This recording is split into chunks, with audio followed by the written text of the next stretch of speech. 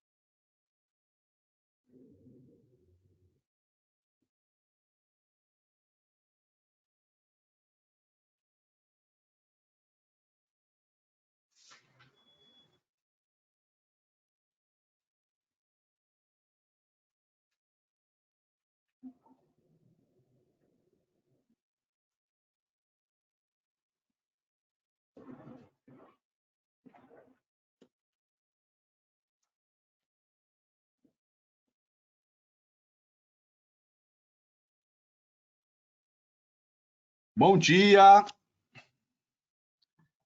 Vamos iniciar agora o webinar sobre precificação de honorários. É uma grande satisfação tê-los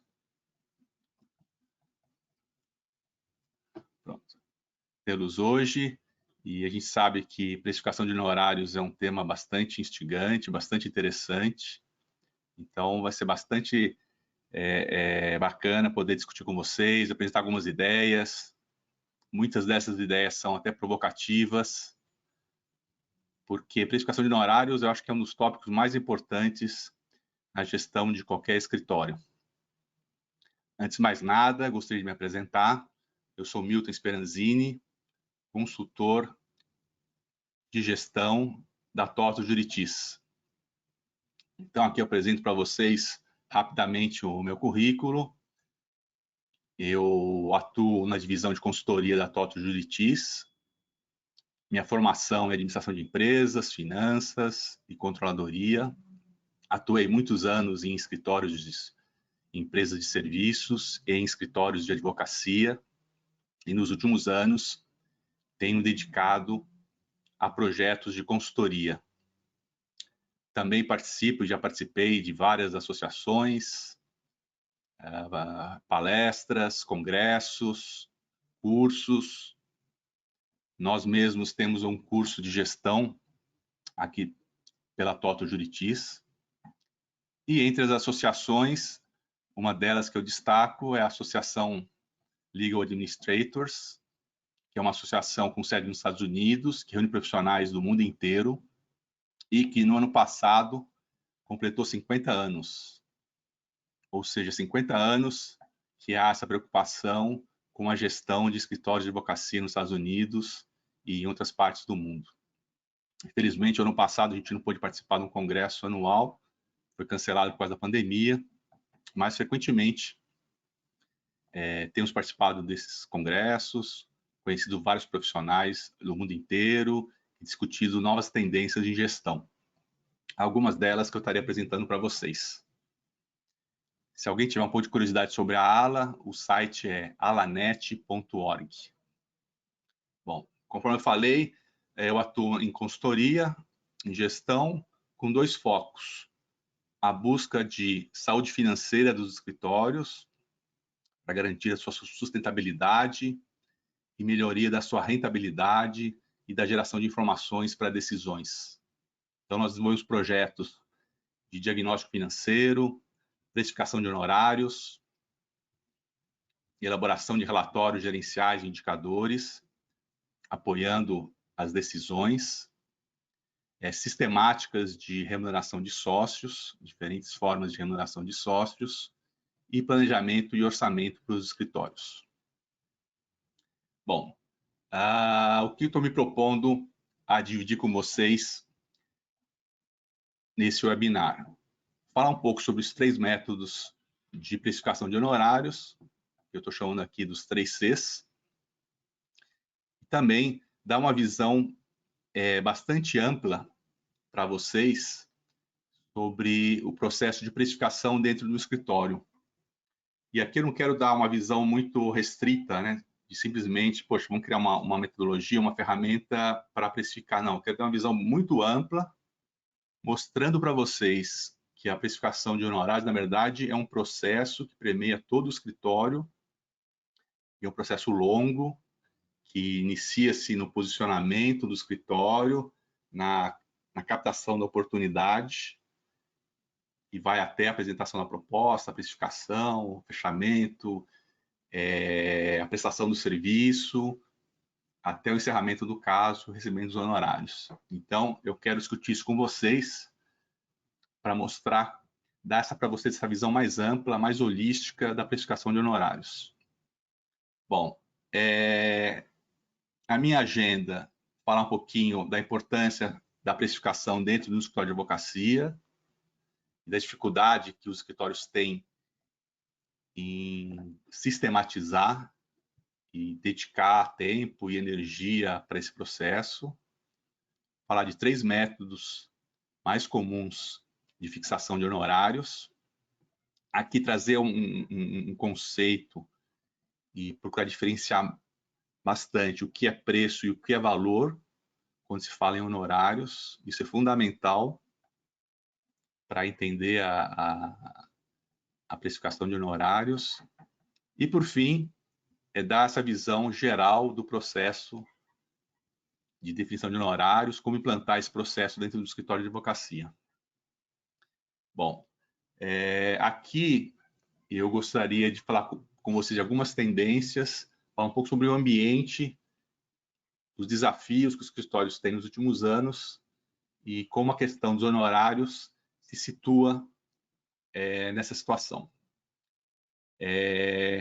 Como é que eu vejo, né, o ambiente dos escritórios de advocacia atualmente, né? Bom, primeiro, a gente tem um excesso de profissionais, acho que, se não me engano, 1,2 milhões de advogados. Então, anualmente, as faculdades de direito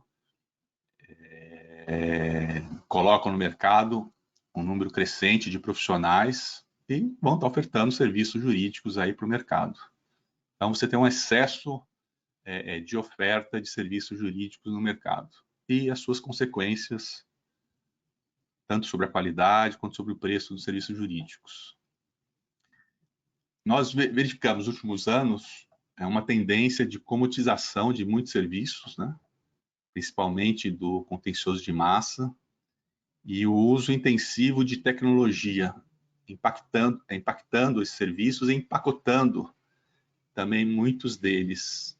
Então, hoje não dá para pensar em prestação de serviços sem pensar nos recursos tecnológicos que nós temos à disposição dos escritórios. Então, o escritório que hoje não usa tecnologia, ele tem uma perda de competitividade muito grande.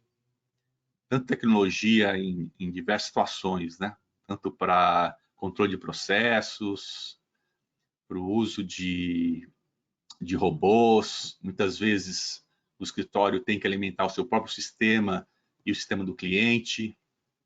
Enfim, a tecnologia cada vez mais entrando nos escritórios e tendo um papel importante na prestação do serviço.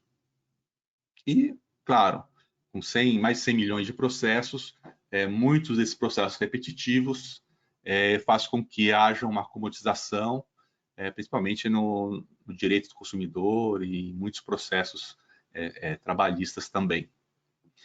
Os escritórios passam a sofrer também nos últimos anos e cada vez mais concorrência de outros players, que podem ser desde empresas de tecnologia, que muitas vezes oferecem uma série de ferramentas e às vezes até que concorrem nos próprios escritórios, empresas de auditoria, isso é uma tendência mundial, cada vez mais forte na prestação de serviços, de aconselhamento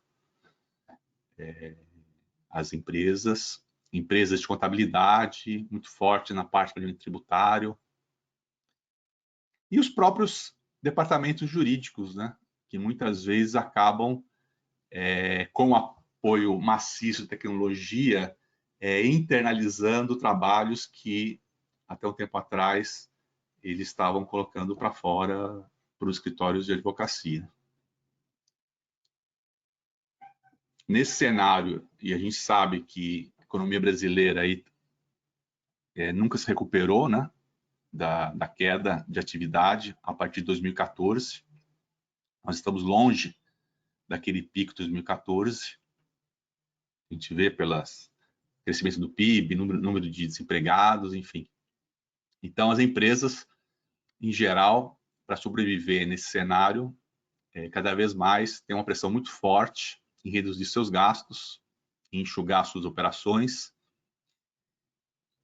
E para alcançar esse objetivo, elas atuam não só externamente, como externamente também, junto aos seus fornecedores, e dentre os quais os escritórios de advocacia.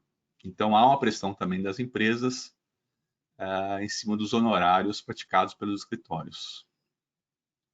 A gente sabe, por outro lado, que estão surgindo assim, muitas oportunidades na medida em que há uma transformação digital do ambiente de negócio, das empresas, com a introdução de novas tecnologias, como blockchain, 5G, que vai aumentar em pelo menos 10 vezes a velocidade da internet, internet das coisas, que vai interligar todos os equipamentos e uma série de objetos e trazer dentro de si uma quantidade de informações absurda.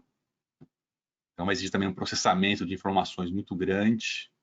Já se fala na computação quântica, que vai também multiplicar a velocidade de processamento, o uso de nuvem, cada vez mais os escritórios indo para a nuvem. E esse ambiente de grandes mudanças, eles vão gerar novas demandas também pelas empresas. Então, hoje o escritório não só tem que pensar nas demandas, nas exigências, nas necessidades dos seus clientes hoje, como também quais demandas futuras que esses clientes terão, quais problemas que vão surgir.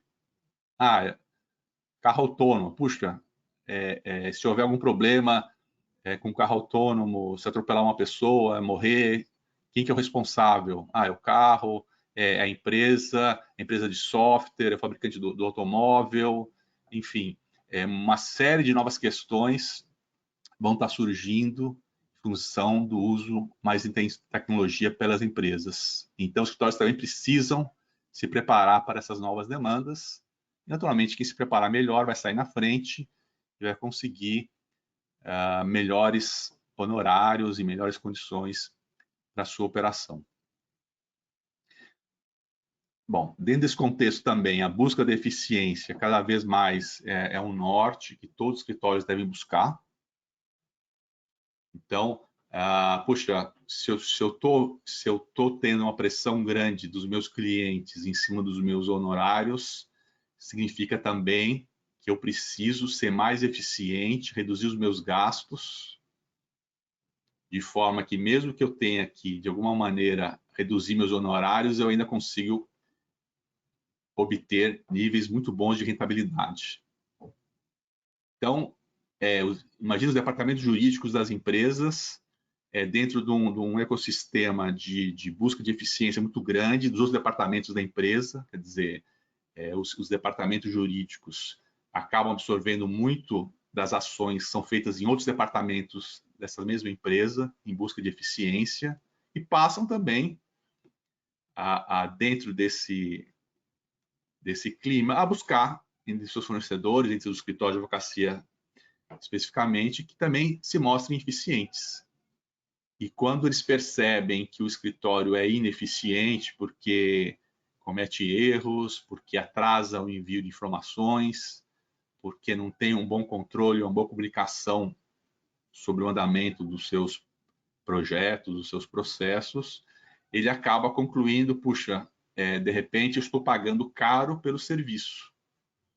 De repente eu estou pagando para cobrir a ineficiência do meu prestador de serviço.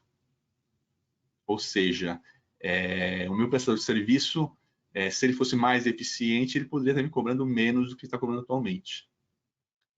Então, essa busca de eficiência dos escritórios é um fenômeno que tem que ser buscado e é muito importante para garantir a sobrevivência, a competitividade do escritório dentro desse ambiente.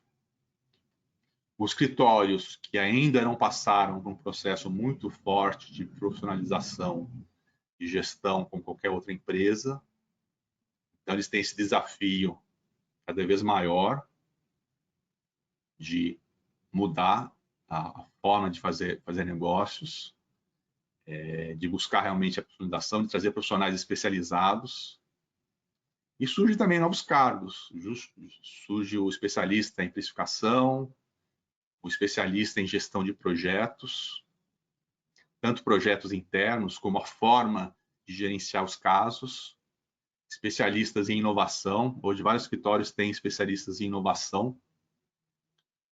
E a participação desses profissionais busca alterar o mindset, alterar a cultura dos escritórios, das organizações, de forma que elas possam se adaptar melhor às novas tecnologias e a esse novo ambiente de negócios que está se construindo na frente deles.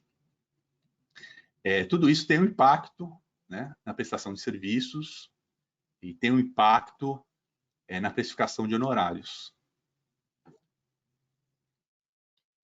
Bom, especificamente na precificação, a gente sabe que a precificação de honorários ela influencia fortemente a capacidade do escritório de atender os seus clientes. Então, entre as diversas decisões que um escritório tem que tomar, como, por exemplo, contratação de pessoal, as ofertas de serviços, a gente sabe que a precificação é uma das decisões mais importantes.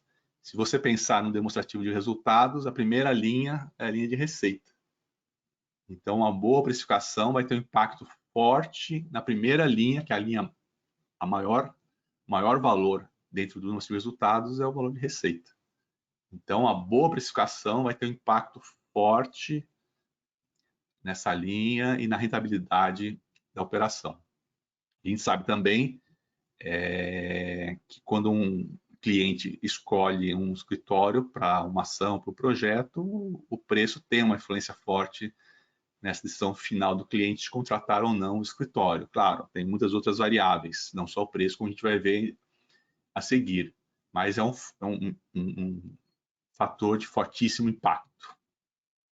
Conforme eu falei, esse impacto se traduz na rentabilidade, ou seja, naquilo que o escritório vai gerar de recursos para pagar seus integrantes, distribuição de lucro para os sócios que investiram no negócio, sua capacidade de fazer novos investimentos. Também na posição competitiva do escritório, à medida que ele possa ganhar mais ou ganhar menos serviços em função da correta precificação.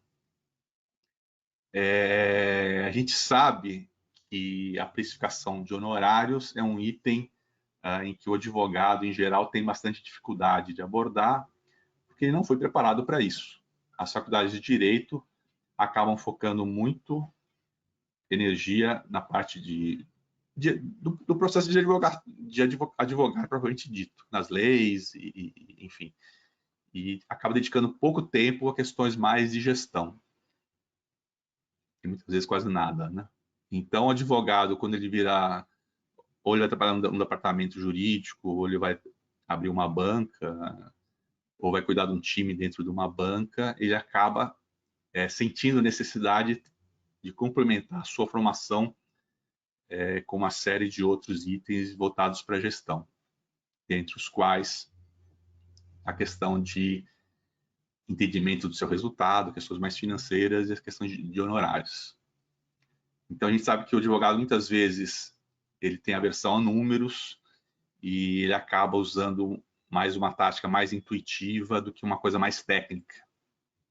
E a gente sabe que a fixação de honorários, ela é tanto arte quanto ciência. Ela é tanto arte, tem aspectos de intuição, da capacidade de ler o cliente, entender as suas necessidades, entender aqueles pontos em que ele mais valoriza e, portanto, podem ser utilizados na formulação de uma proposta de valor para esse cliente. Capacidade de negociação, de empatia. Então, tem essa questão da arte, que é muito forte, e tem a questão da técnica. Então, a precificação envolve não só questões financeiras, questões contábeis, questões de marketing, questões até de psicologia, para entendimento do comprador do serviço jurídico. Tá? Quando a gente fala em escritório de advocacia, na verdade, a gente está falando de pessoas que estão lidando com pessoas do outro lado.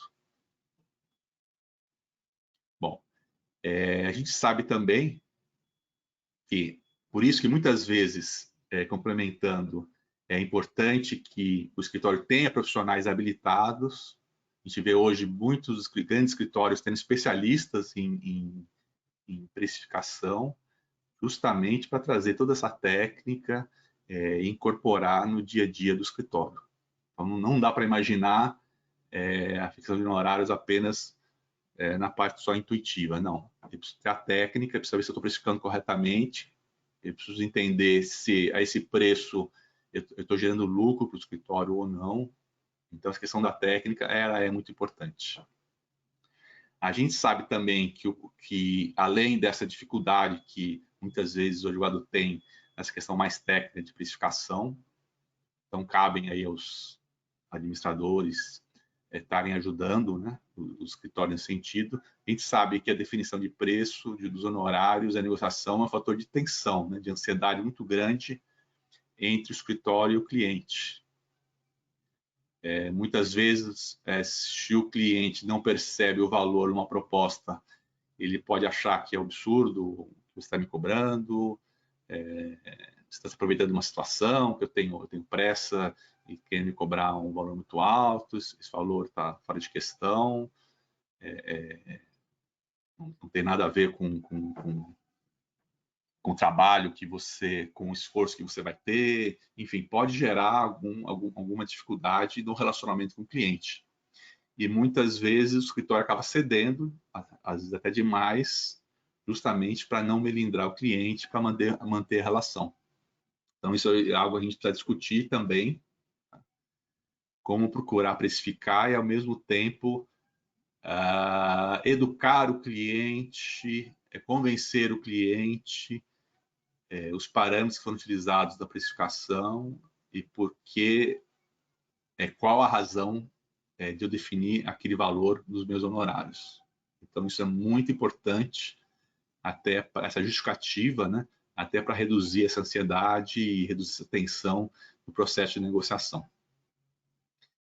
Bom, quando a gente não faz uma boa precificação de honorários, a gente tem dois riscos. Que riscos são esses, né? Primeiro, eu tenho o risco de perder a oportunidade, né? Se a proposta for muito alta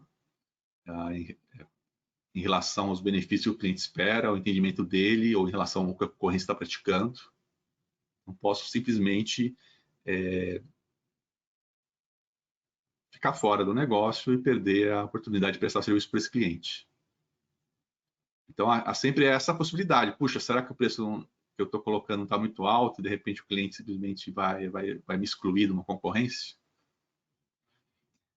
Por outro lado, tem uma outra força no outro sentido, né, que é a perda da oportunidade.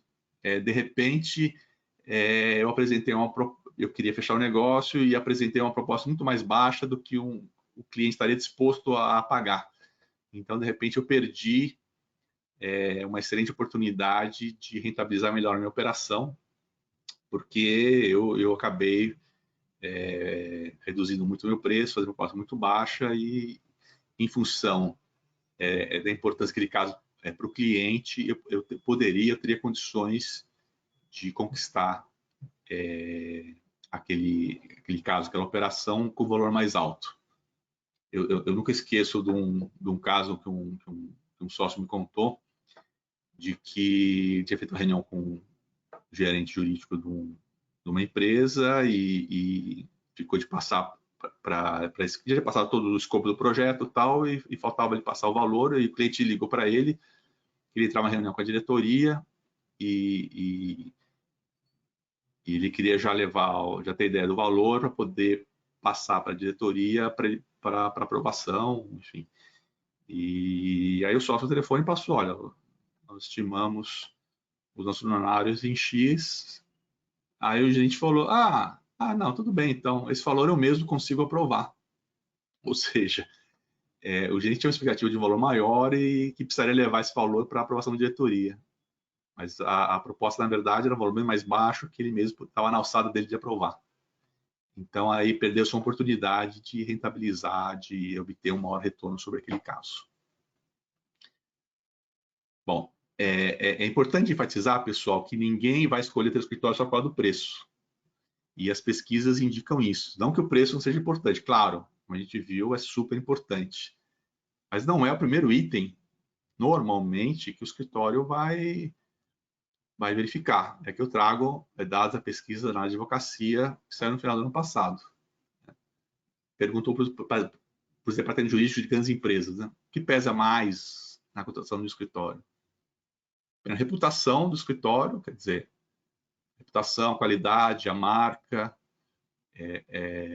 os profissionais que atuam naquele escritório, a experiência daquele escritório, em primeiro lugar. Em segundo lugar, o conhecimento que o escritório tem do meu segmento.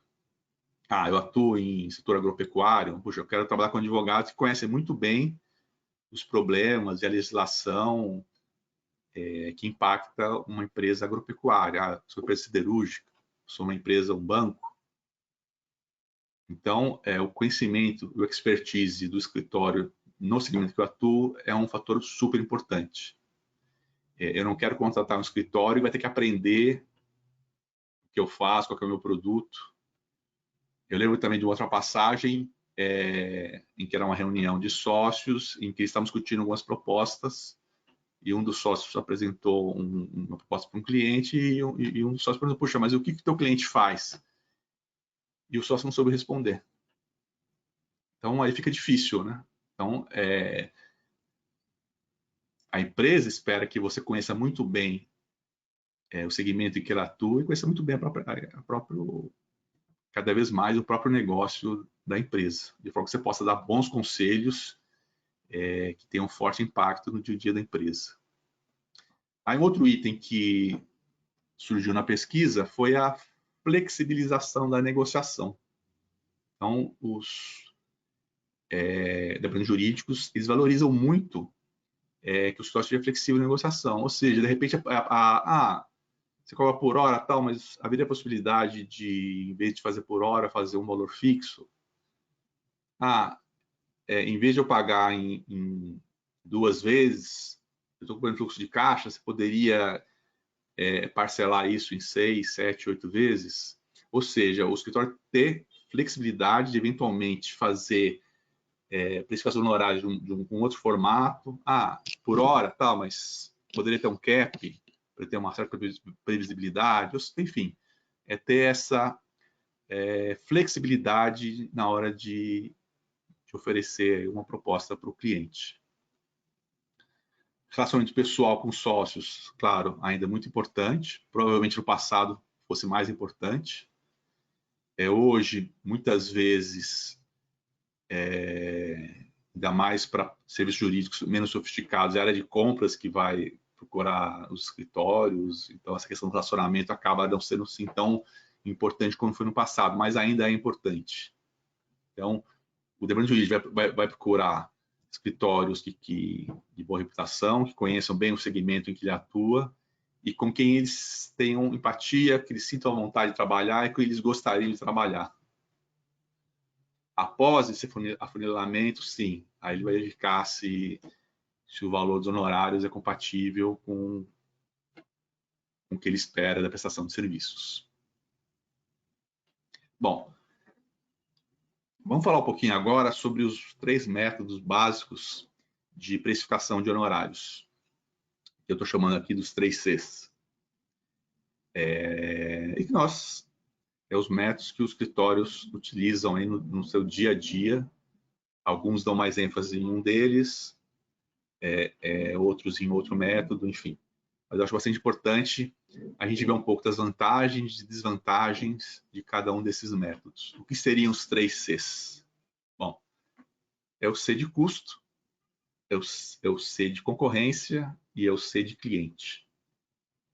Então, é um método baseado em custo, o método baseado no preço de concorrência e o método baseado nas necessidades que o cliente valoriza. Então, esses seriam os 3 métodos. Bom, método de custo.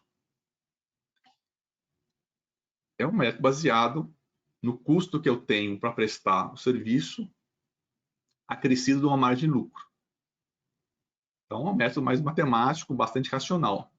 Eu vou verificar, na hora de formular uma proposta, vou fazer um orçamento, verificar qual que é o esforço que eu vou ter que dedicar, qual o trabalho que eu terei para prestar o serviço, ou para tocar um processo do cliente, ou para fazer um aconselhamento, ou para auxiliá-lo numa due diligence, enfim, qualquer tipo de projeto, qualquer tipo de caso. Então, quais as pessoas da minha equipe que eu vou colocar nesse projeto, nesse caso, qual que é o nível delas, o nível mais sênior, o nível mais júnior. A gente sabe que cada um dos profissionais vai ter um custo de acordo com o nível de experiência. Vou verificar qual o tempo que cada um deles... o sênior vai dedicar, por exemplo, 10 horas do tempo dele, o júnior 20 horas e assim por diante. Então, com todas essas informações, eu vou estimar qual que vai ser o custo que eu terei para prestar esse serviço e, em cima desse custo, eu vou acrescentar um markup, uma margem de lucro, que vai definir qual o preço que eu vou cobrar do meu cliente. A utilização desse método vai depender de que o escritório tenha um excelente sistema de informação, que conheça muito bem os seus custos e as suas margens, possam fazer o controle de todos os casos, todos os projetos em que o escritório atua. Então, aqui é fundamental, por exemplo, que eu tenha apontamento das horas do trabalho que cada um dos advogados faz e eu tenho um sistema que possa fazer esse controle e essa apuração. E qual a minha capacidade de prestação de serviço? Quer dizer, eu tenho tantos advogados que trabalham tantas horas em média por dia, então eu tenho uma ideia de qual a minha capacidade instalada de prestação de serviços. Naturalmente, eu sei que no mês de pico, as pessoas trabalharão muito mais horas do que o normal. Então, eu tenho uma certa elasticidade aí de repente, aumentar aí a minha capacidade de entrega. Porém, eu vou trabalhar sempre com uma capacidade média de volume, e a partir dessa capacidade média, desse volume de trabalho, que eu vou ter condições de verificar como distribuir todo esse custo entre os diversos trabalhos, os diversos casos que eu estou trabalhando. Então, é fundamental eu reunir todas essas informações para que eu faça um orçamento adequado que me leve ao preço que eu vou oferecer ao meu cliente. Uma grande crítica que a gente faz a esse método é porque ele olha muito para dentro, né? Então, ele não vai estar olhando para as condições de mercado ou os benefícios que eu tenho, que eu posso dar para o meu cliente. Então, ele vai ver, não, para prestar serviço, eu vou ter um custo X, mais uma margem de lucro, minha expectativa de margem de lucro é essa, ok, esse é meu preço. Imagina condições, né? Eu trabalhei para um cliente, desenvolvi uma nova tese, fiz uma pesquisa muito grande sobre jurisprudência e entreguei um bom serviço para o meu cliente. Aí, um tempo depois, um outro cliente tem o mesmo problema, um problema sério, porém, pela minha experiência, pelo fato de eu já trabalhado com casos semelhantes, eu consigo atender esse cliente e já tenho muito do trabalho já feito. Eu vou cobrar desse cliente apenas o esforço que eu vou empreender? Eu não vou estar deixando de lado todo o ganho, todo o investimento que eu fiz lá atrás, toda a pesquisa que eu fiz? Não, né?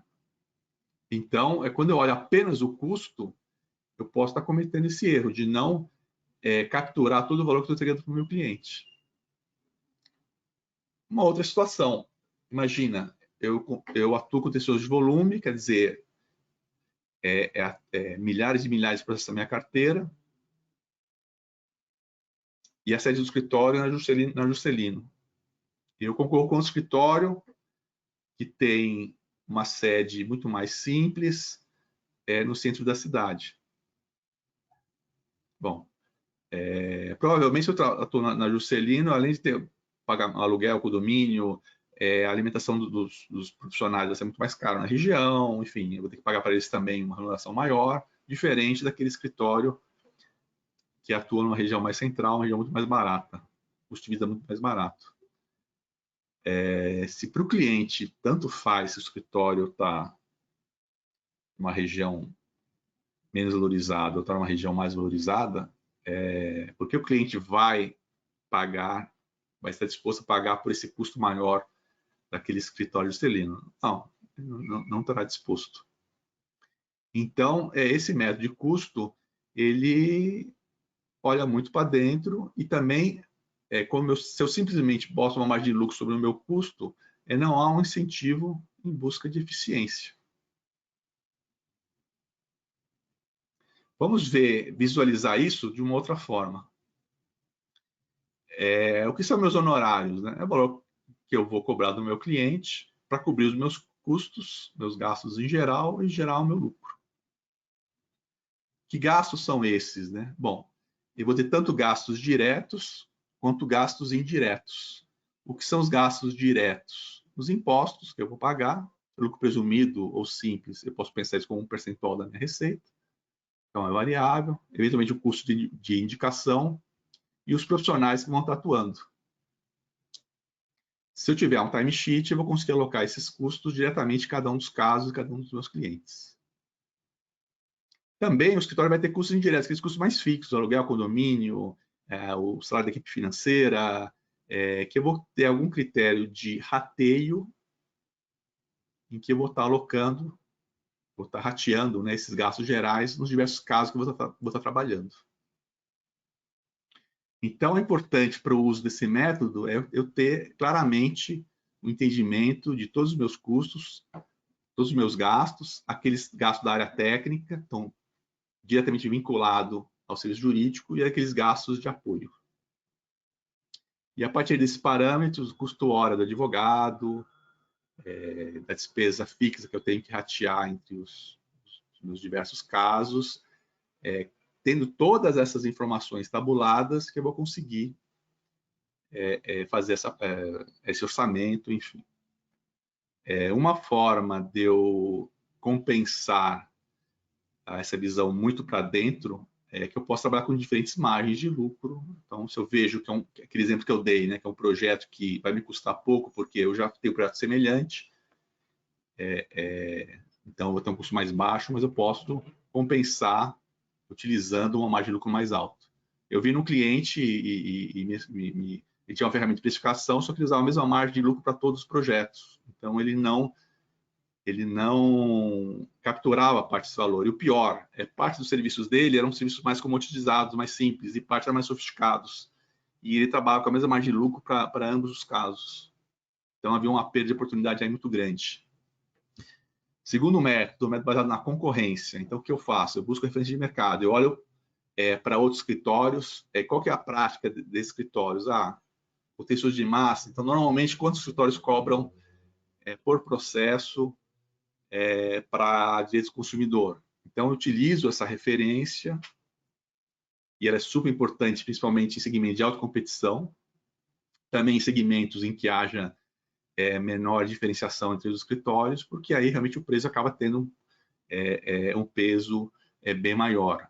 Então, a gente fala que esse método baseado na receita e não lucro. Por quê? Porque eu parto do preço que é definido pelo mercado e o meu lucro é consequência. Eu vou agregar os meus custos e o que sobrar é o meu lucro.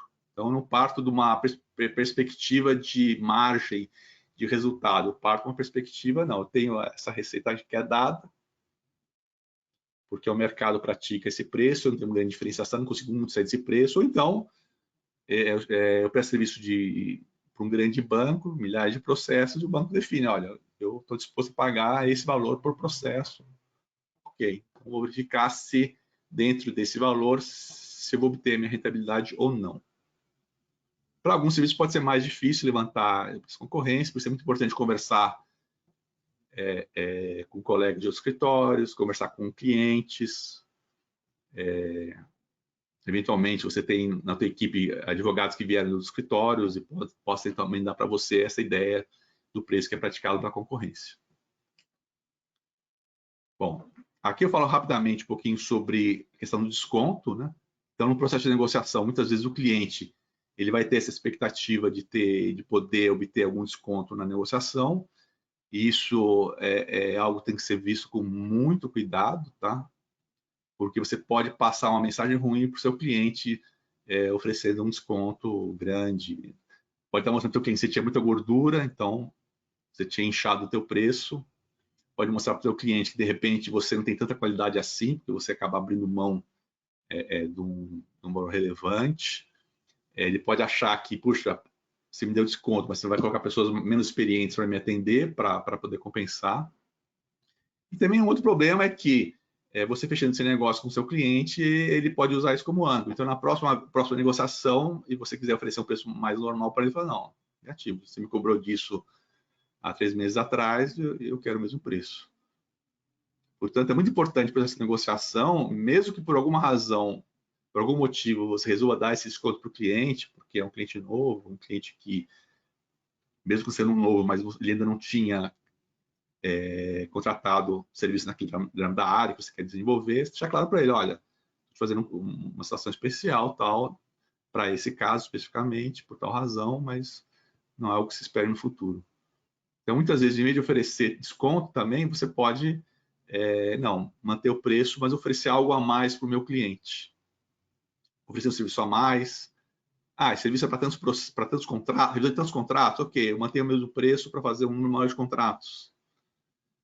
Além da redução de contratos, eu vou fazer um treinamento para os teus gerentes de lojas sobre problemas que a gente identificou aqui no escritório, ou então para a sua equipe do departamento jurídico de mudança de legislação, vou lá fazer um seminário fechado para vocês, enfim, oferecer algum outro serviço, complementar os serviços para evitar reduzir muito o preço. E, por fim, o último item é os honorários baseados no valor. Então, eu vou precificar de acordo com os atributos que eu estou oferecendo para o meu cliente. Se esse meu cliente valoriza esses atributos, ele estará disposto a pagar mais do que um outro cliente que valorize pouco esses atributos, esses diferenciais que eu tenho. Então, o cliente é o juiz do preço. Ele que vai dizer se o preço que eu estou cobrando é compatível com os benefícios que eu estou oferecendo ou não. E aí cada cliente vai ter uma percepção diferente em relação ao serviço que você presta, mas são preços de acordo com a realidade própria dele. Porque a gente sabe que aquele caso vai ter um impacto econômico, emocional diferente para cada contratante, né? Então, sou do departamento jurídico, sou um diretor do departamento jurídico. Puxa, eu estou com um processo muito difícil, estou contando no escritório, eu sei que se eu perder esse processo, provavelmente eu tenho um risco até de perder a minha posição aqui na empresa. Puxa, tem um impacto aí emocional muito forte nessa contratação. Então, provavelmente, eu estaria disposto até a pagar mais para ter uma maior garantia, né, um menor risco, né, de ter um estado adverso que possa comprometer até a minha posição dentro da empresa. Esse serviço, esse projeto vai ter um impacto forte no crescimento da empresa, fechar novos negócios, vou adquirir uma empresa que tem uma tecnologia que me interessa, puxa, isso vai ter um impacto no futuro, um fluxo de caixa enorme. Então, se eu tenho a percepção de que você é um escritório que tem conhecimento, que conhece muito bem esse segmento, que tem um track de vitórias muito grande em operações do gênero, que eu trabalho bem com você, puxa, eu vou julgar esse benefício de uma maneira diferente. Naturalmente que muitas vezes é difícil avaliar o quanto o cliente estaria disposto a pagar para o demanda de serviço. Por isso que é importante que o escritório tenha uma real compreensão do cliente, daquilo que move ele, quais as necessidades que ele tem, de forma que você possa atingir na sua proposta, no seu discurso, aqueles pontos que ele valoriza, e a partir do momento em que ele perceber os benefícios que você pode entregar para ele, de acordo com as necessidades que ele tem, está disposto a aceitar um preço um pouco mais alto até que seus concorrentes que eventualmente não consigam oferecer essa mesma proposta de benefícios, de valores que você oferece. Então, você vai olhar a realidade do seu cliente, as necessidades dele, a capacidade dele, na hora de definir seu preço. Então, assim, qual é o valor que você está criando, né? Dentro do diferencial, né, que o teu escritório oferece e dentro dos benefícios que você está incorporando no serviço que você está prestando para ele, na proposta, você vai buscar influenciar fortemente esse valor percebido pelo cliente. Então, quanto mais eficiente você for nessa tarefa de fazer o cliente perceber dos benefícios que ele teria na sua contratação, maior vai ser o valor que você vai estar criando aos olhos do seu cliente, na influência do seu cliente. Então, aqui você tem dois movimentos, né? Quanto maior o valor percebido, maior é o valor criado, e esse valor criado que você vai tentar capturar. Da mesma forma, se você conseguir reduzir ou manter seus custos num nível mais eficiente possível, então esse movimento, né, de aumentar o valor percebido e reduzir o custo, quer dizer, esse intervalo é o valor que você está criando para o seu cliente. Naturalmente que parte desse valor o cliente não vai querer repassar para você e parte ele vai estar disposto a repassar para você. Essa parte que ele está disposto a repassar para você vai ser justamente o lucro que você vai ter na operação, ou seja, aquilo que vai cobrir todos os seus gastos e ainda gerar um excedente. Então, o teu desafio aqui é valorizar bastante o seu serviço, sua proposta de valor para o cliente, criar valor e capturar parte desse valor, que vai ser o ganho para o escritório. Bom, aqui eu trago uma frase de um grande escritor norte-americano que dizia o seguinte: precisamos decidir como podemos ser valiosos para o nosso cliente, em vez de pensar quão valiosos nós somos. Não adianta eu achar que eu sou muito valioso se o meu cliente não percebe esse diferencial ou não está disposto a pagar mais caro por isso, porque é uma expertise que, de repente, para ele não faz muita diferença. Então, quando eu apresento meu proposta de valor, eu tenho que apresentar meu proposta de valor, claro, considerando minha expertise e minha capacidade, mas também considerando aquilo que esse cliente valoriza. Porque se o cliente não valoriza os diferenciais que você tem, você vai ter dificuldade em colocar isso no seu preço. Bom, aqui é um conceito que a gente chama de casa de precificação, que eu reúno essas três ideias. Então, imagina uma casa, o piso seria o custo, quer dizer, o valor mínimo que eu deveria cobrar do meu cliente para ter algum retorno qualquer. O teto seria o valor máximo que eu conseguiria cobrar do meu cliente, de acordo com os benefícios que o meu escritório oferece para ele, com os diferenciais que eu tenho. E entre o teto e o custo estaria o mercado, onde estariam distribuídos os seus diversos concorrentes. Alguns vão estar se posicionando mais próximo do custo e alguns com maiores diferenciais vão estar se aproximando do teto. Naturalmente, o sonho de consumo de qualquer escritório é atuar num segmento, ter uma proposta que permitisse que ele pudesse estar no topo, estar mais próximo do teto, ou seja, que tivesse capacidade de capturar um valor maior dos seus clientes. Bom, duas situações em que não dará match se o preço que eu fixei ele for abaixo do meu custo. Por quê? Porque eu vou estar operando em prejuízo, que é uma situação que eu não posso manter por por um longo tempo, senão o escritório não sobrevive. Ou então, se o meu preço está muito acima daquele valor percebido pelo meu cliente, então ele não vai me contratar, não terei demanda. Na verdade, aqui o segredo da precificação é eu considerar esses 3 itens. Os 3 itens são muito importantes. Eu preciso conhecer muito bem os meus custos e praticar preços que cubram esses custos e me dêem uma margem. Eu preciso olhar para o mercado para verificar se o meu preço está compatível ou não em relação ao mercado. Eu posso atuar acima do mercado, tá? Desde que eu tenha diferenciais que justifiquem. Ou eu posso atuar mais próximo do custo, ou porque de repente não tem muita qualidade mesmo, ou porque eu quero crescer muito rapidamente, quero captar muito cliente, muitos processos, e de repente eu quero ter aí um ganho aí de escala. E valor, claro, sempre olhando, tendo essa percepção desse olhar sobre o cliente. Então aqui é a discussão do preço e valor, né? Aqui eu trago uma frase do Warren Buffett: preço é o que você paga e valor é aquilo que você leva, ou seja, o preço é aquilo do desembolso, aquilo que te custa, e valor é o benefício que você tem em relação à contratação de um serviço ou adquirir um produto. Então, preço é a expressão monetária, é o sacrifício que nós temos para obter qualquer tipo de produto ou serviço. Sacrifício não só monetário, ou seja, o desembolso, como sacrifício de tempo, o tempo que eu invisto para olhar as alternativas e conversar com vários escritórios e poder fazer a contratação, e questão até psicológica, quer dizer, o estresse que eu tenho nesse processo. Então, tudo isso envolve o meu preço. E valor seria o valor máximo que eu estaria disposto a pagar por esse serviço, de acordo com os benefícios, com as vantagens que eu vou ter nesse projeto, nesse caso. Eu estaria disposto a pagar mais para reduzir o custo, reduzir, por exemplo, o meu risco.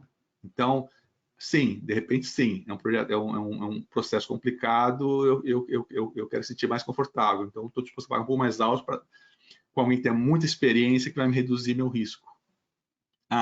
Esse projeto vai permitir um salto da minha empresa, puxa, é um diferencial grande, eu estou disposto a pagar mais se eu perceber que eu vou ter uma certa garantia, né, de benefício que vai dar um pulo para a empresa. Então, o valor percebido para o cliente vai ser essa comparação entre o custo que está incorrendo e os benefícios que ele espera obter. Agora, como eu já falei anteriormente, o valor não é um fato, é uma percepção, tá?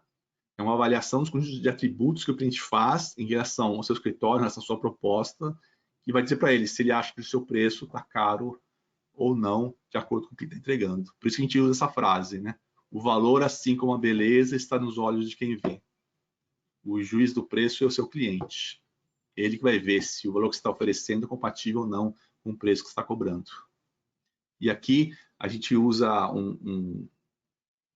bem com Cs, agora tem os 5 Cs da criação do valor, né? Quer dizer, como criar valor, né? Bom, primeiro, compreender o contato com o seu cliente, aquilo que ele valoriza, aquilo que é importante,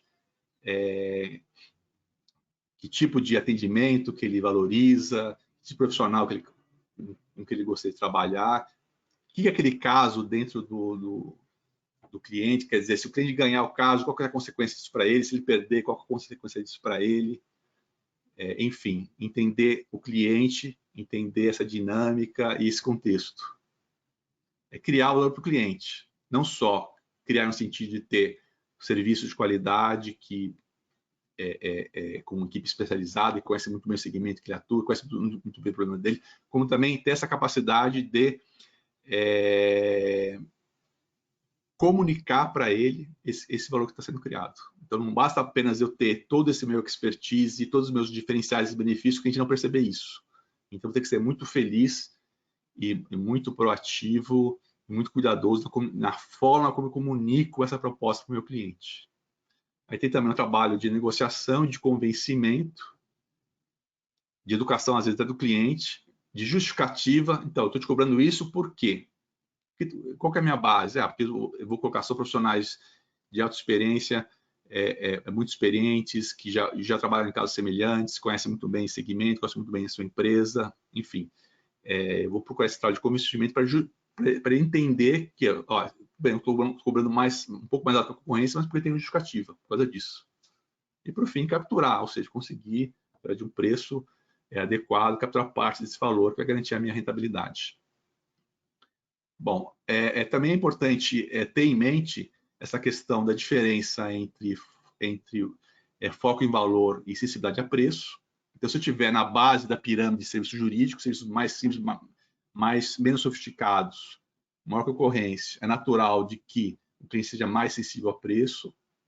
Então, pequenas diferenças de preço podem fazer ele mudar de escritório para o outro. Menor foco em valor.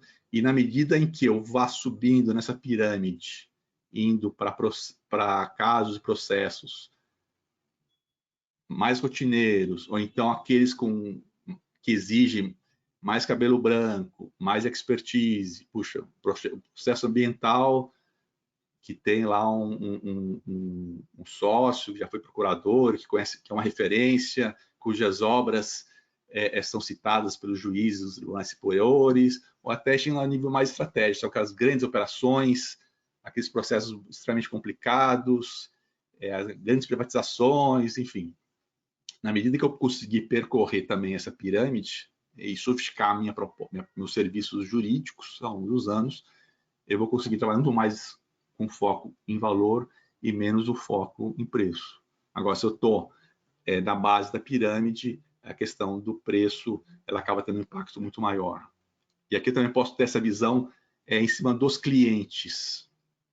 Tá? Eu vou ter clientes que vão ser mais focados em preços, principalmente se eu tenho poucos diferenciais. Então, aqui é o cliente mais sensível a preço, com menor valor diferencial. Puxa, para mim, escritórios medianos são suficientes, estou disposto a pagar tantos X por processos e para mim é suficiente. Esse é o tipo de cliente. Do outro lado, eu tenho um cliente que é totalmente o oposto. Ele valoriza a diferenciação e é menos sensível ao preço. É o cliente ligado ao relacionamento e marca. Eu faço questão de trabalhar com aquele escritório porque eu conheço o sócio e o sócio vai estar sempre disponível para mim, então eu sempre converso com ele que me atende quando eu vou no escritório, quando eu ligo, então valorizo muito isso. Eu quero um parceiro nos meus negócios, que é uma marca reconhecida no mercado, né? Um escritório reconhecido no mercado, então o pessoal com quem eu faço negócio sabe que eu estou assessorado por um escritório de marca, de alto nível. Um processo, eventualmente, pode ser que outra parte esteja mais disposta a negociar, porque ela sabe que eu estou muito bem assessorado. Valorizo muito isso. Quero ser atendido qualquer hora do dia, da noite, ok. Eu valorizo essa diferenciação e estarei disposto a pagar mais alto por isso. Tem também um outro grupo de clientes que também tem pouca sensibilidade a preço, porém, para ele a diferenciação não é tão importante. Que tipo de cliente? Aquele cliente de conveniência ou da urgência. Urgência.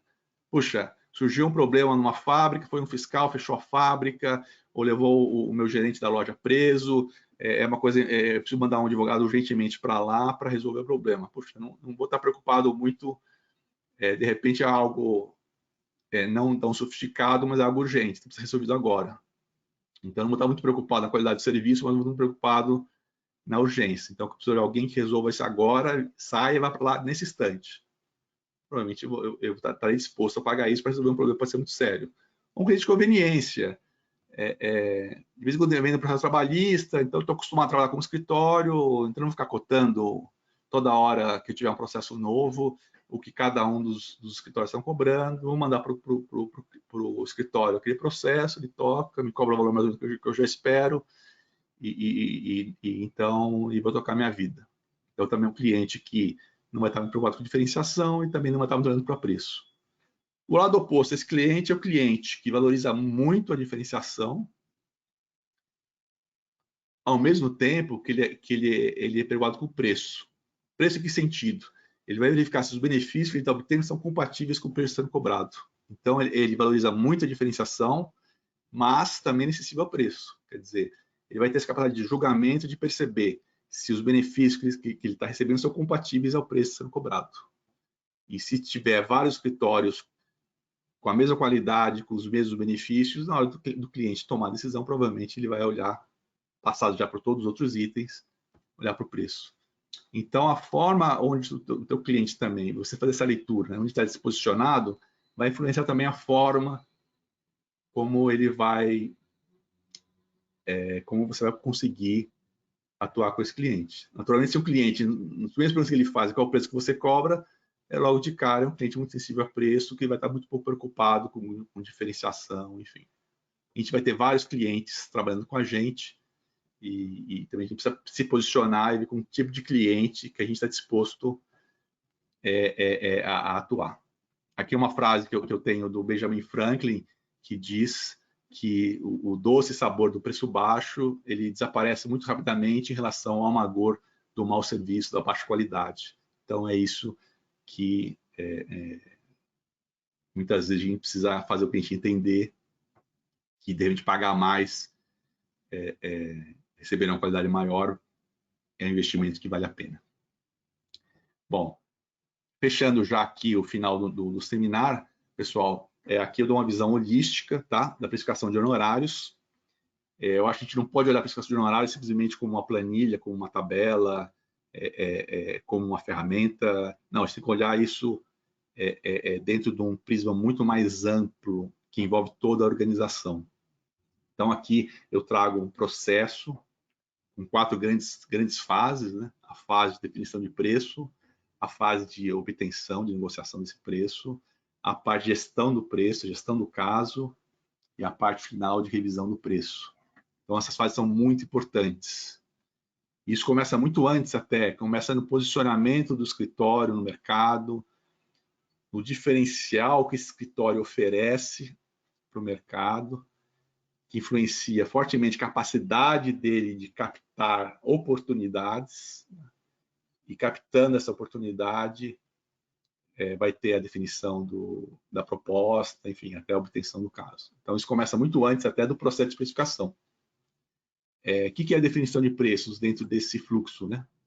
Bom, antes de mais nada, a gente destacou muito na valorização, entender muito bem o cliente, entender o contexto, quais as necessidades que esse cliente tem, que tipo de caso ele está trazendo, o projeto ele está trazendo para o escritório. Ele é a pessoa que decide, não é? Ele é da área jurídica ou ele é da área financeira? Quer dizer, quanto ele entende de serviço jurídico? Qual que é o nível de estresse, de preocupação que ele está tendo? Qual que é o efeito do resultado positivo ou negativo desse caso dentro da empresa? O que ele valoriza? Valorizo, se eu quero fazer uma consulta, eu quero ter uma resposta em 48 horas, eu quero ser comunicado ao longo do tempo, receber relatórios, fazer reuniões periódicas, enfim, que tipo qual é o contexto, né? Dentro daquele problema, eu poder estudar casos semelhantes, aí no sistema de informações é super importante, quer dizer, e dois tipos de informação, tanto a informação de GED, quer dizer, eu conseguir encontrar todos os casos que eu trabalhei, as jurisprudências que eu utilizei, as pesquisas que eu fiz, em estudos semelhantes, eu ter esses dados numéricos dentro do meu sistema, ou seja, o tempo quanto eu cobrei em casos semelhantes, quem trabalhou, o tempo que cada um se dedicou a esse caso, quer dizer, reunir essas informações todas vão me ajudar a fazer um orçamento, a fazer estimativa do preço, e também oferecer, de repente, mais de uma alternativa de forma de honorários para o meu cliente, de repente, por hora, não, ele quer um fixo, ou por etapas, enfim, eu posso também oferecer mais de uma opção para o meu cliente. Bom, fiz todo esse entendimento, esse trabalho de casa, volto para o cliente. E aqui é super importante, pessoal, eu ter propostas.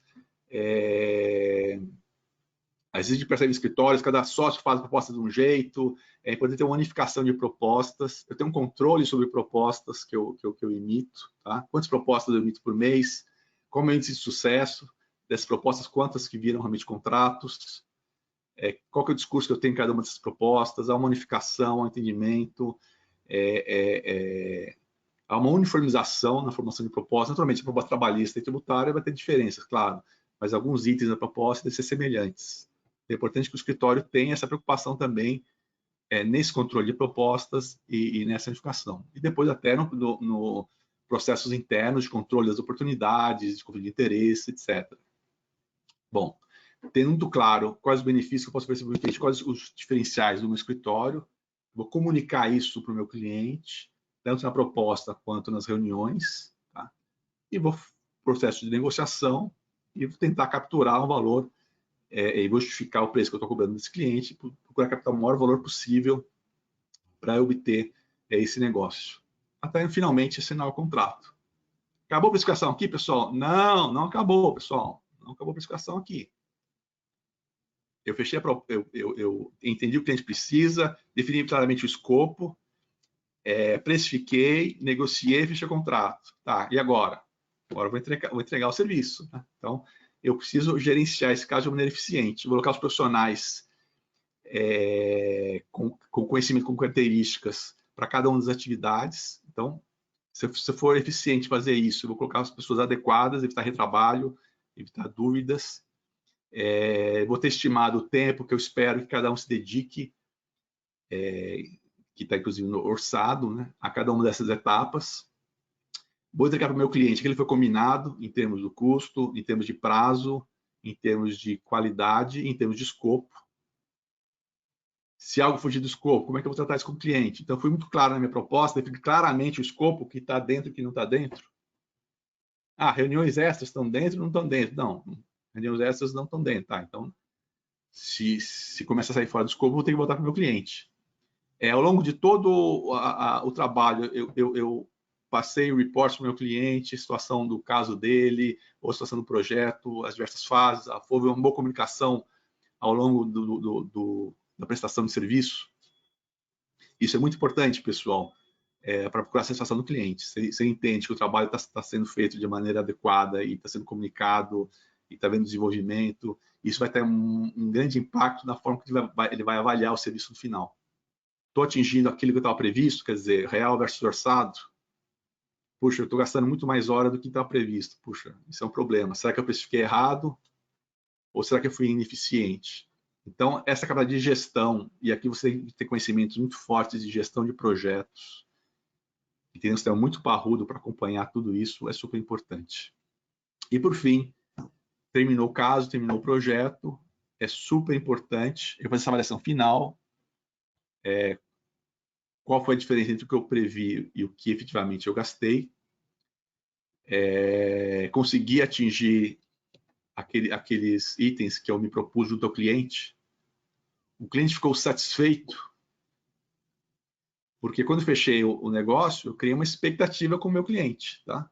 A satisfação que o cliente vai ter vai ser a comparação entre a percepção que ele está tendo do serviço prestado e do resultado atingido e a expectativa que ele tinha.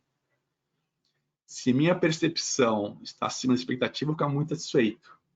Se a minha percepção de qualidade for inferior à minha expectativa, eu vou ficar muito insatisfeito. Então, a comunicação durante toda a prestação de serviço é muito importante para eu estar justificando para o meu cliente e fazê-lo compreender que eu estou entregando aquilo que eu me propus, mesmo que eu tenha tido erro. Eu posso ter tido um erro forte. Tá, eu tive um erro forte, mas eu vou mostrar para o meu cliente, puxa, a gente errou aqui, mas a gente correu atrás, conseguimos contornar a situação, gastamos mais horas, mas não vamos cobrar essas horas de você. Em compensação, os outros itens a gente cumpriu claramente, com qualidade, ok.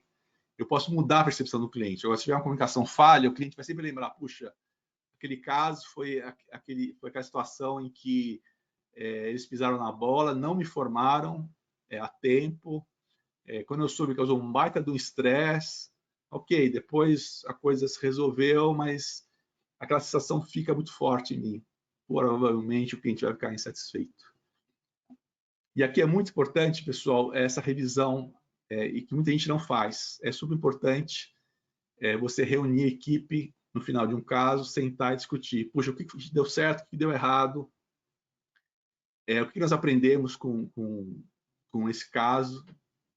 O que a gente pode fazer diferente no futuro?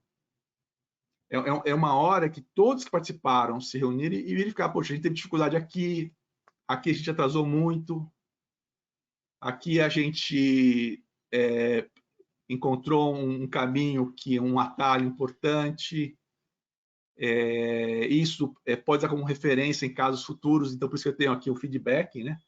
Uma retroalimentação, porque essa experiência eu posso utilizar, de repente, essa experiência eu posso compartilhar com outras equipes do escritório. Puxa, a gente usou aqui uma sistemática, uma metodologia, foi muito bem sucedida. E nota final do cliente. Eu posso fazer uma pergunta para o cliente. Ou fazer uma pesquisa, se fazendo um cliente com várias perguntas sobre como ele foi atendido, se ficou satisfeito, se houve um problema ou não, o que a gente poderia melhorar. Ou fazer uma pergunta muito simples. Cliente, você nos recomendaria para uma outra empresa? Ou uma outra pergunta, cliente, você voltaria a fazer negócio com a gente? É uma pergunta. Poder fazer uma pergunta para o meu cliente. Então, ter esse feedback do cliente também é super importante. Enfim, vocês percebem, inclusive, quantas áreas acabam sendo envolvidas nesse processo. Então, você não pode olhar só a precificação, você tem que olhar tudo, toda a proposta de valor, toda a negociação, toda a prestação do serviço e toda a revisão que é feita no final. Então, pessoal, última pergunta. Qual vocês acham que é o nível ideal de honorários? Eu já ouvi quem respondendo, puxa, o ideal de honorários é o máximo que posso cobrar. Talvez não, pessoal. Você pode cobrar o máximo, mas de repente o cliente não volta mais para te procurar porque ele acha que você cobrou um preço abusivo numa situação que ele tinha urgência, por exemplo. No meu entendimento, o nível ideal de honorários é aquele que garante a rentabilidade da operação, que me traz lucro, e ao mesmo tempo, aquele que retém o cliente. Então, aquele em que eu consigo obter a rentabilidade que eu gostaria de receber e, ao mesmo tempo, é aquele que o cliente, ok, fica satisfeito e ele volta a fazer negócio comigo. Ele entende que o valor dos honorários que eu cobrei estão compatíveis com os benefícios, com as vantagens que ele tem me contratado, que ele recebeu. Então, esse é o preço ideal. Terminando aqui, uma última frase do Philip Kotler, que é um maior especialista de marketing, que ele diz o seguinte: não se vende pelo preço, vende-se o preço. Ou seja, a capacidade do escritório de fazer uma boa proposta de valor e saber comunicá-la ao cliente de acordo com os benefícios e expectativas que esse cliente tem é fundamental para ser bem sucedido na precificação de honorários. Bom, pessoal, agradeço a atenção de vocês. Infelizmente, a gente acabou ultrapassando aí o tempo, né? E eu deixo aqui meus contatos. Quaisquer dúvidas que vocês tenham, vocês podem mandar perguntas para a gente. Vocês podem procurar no LinkedIn, Milton Speranzini, podem me adicionar. Aqui está também meu e-mail, os meus contatos, e estou à disposição de vocês. Se depois tiverem alguma pergunta, vocês podem me enviar. Que quiserem fazer alguma reunião, também estou à disposição. Então, muito obrigado, agradeço a atenção de vocês, agradeço a oportunidade de estar discutindo esse assunto que para mim assim, é fascinante. Espero ter contribuído com vocês, com ideias, com insights interessantes, ser até um pouco provocativo e trazer coisas que vocês podem estar utilizando aí no dia a dia no escritório de vocês. Então, encerramos aqui, muito obrigado.